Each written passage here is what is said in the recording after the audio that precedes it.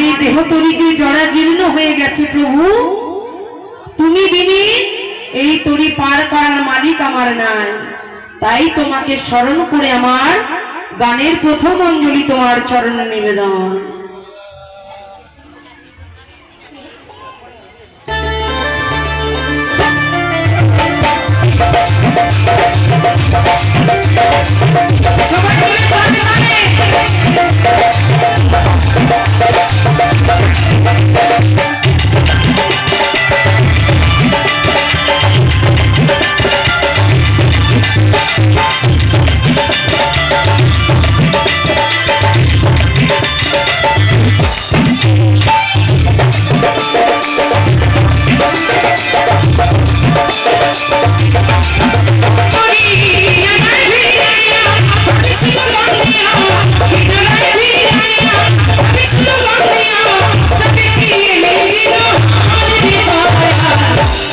এপাশে দাদাদের মায়েদের হাতে তালি হচ্ছে না কেন? তালে তালে দেবেন সবাই মিলে। শুনতে পাচ্ছেন না দাদা কি বলছেন? কিছু বলছেন আপনি? কিছু তো বলেছেন, মাথা নাড়িয়েছেন মানে কিছু বলেছেন। দেবেন, কিছু দিলে কিছু পাওয়া যায়। আমি এসেছি কিন্তু কিছু টাকার বিনিময়ে অবশ্যই, তার থেকে কিন্তু ভক্তের ভালোবাসা অনেক বেশি চাই। তাই ছুটে বাড়ি থেকে এসেছি। গতকাল গান করে বাড়িতে গিয়ে একটা ফোঁটাও ঘুমাইনি, ঠিক মতো খাওয়া হয়নি। এসেছি কেন? ভক্ত চরণ ধুলি মাথায় করে নিয়ে যাব, তার নাম গুণগান গাইব। আমি বেশি বলবো না, যার ভালো লাগবে সে দেবেন।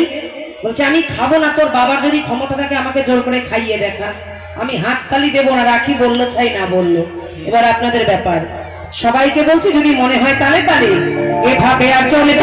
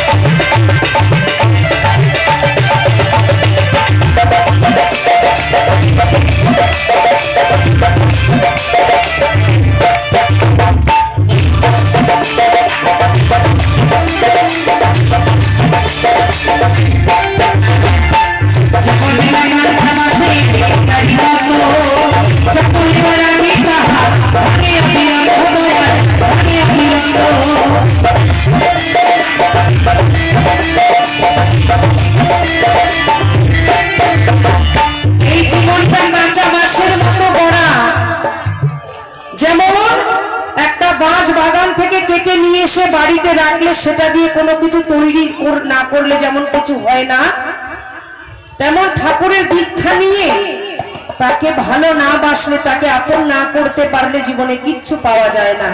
তাহলে জীবন বৃথা হয়ে যায়।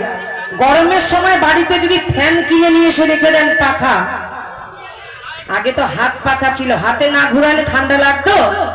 এখন তেমন টেবিল ফ্যান, সিলিং ফ্যান, আরো উন্নতি হয়েছে এসি, এয়ার কন্ডিশন, ওরে আরাম। তেমন সুইচ না টিপ দিলে ঠান্ডা হবে না, তেমন তাকে ভালোবেসে আপন না করলে কোনো কিচ্ছু পাওয়া যাবে না। তাই মহাজন বলছে জীবন দিলাম নান্দার পাশে চাইলো তো যত বলারে তাহা বাকি হইল দয়া বাকি হইল তো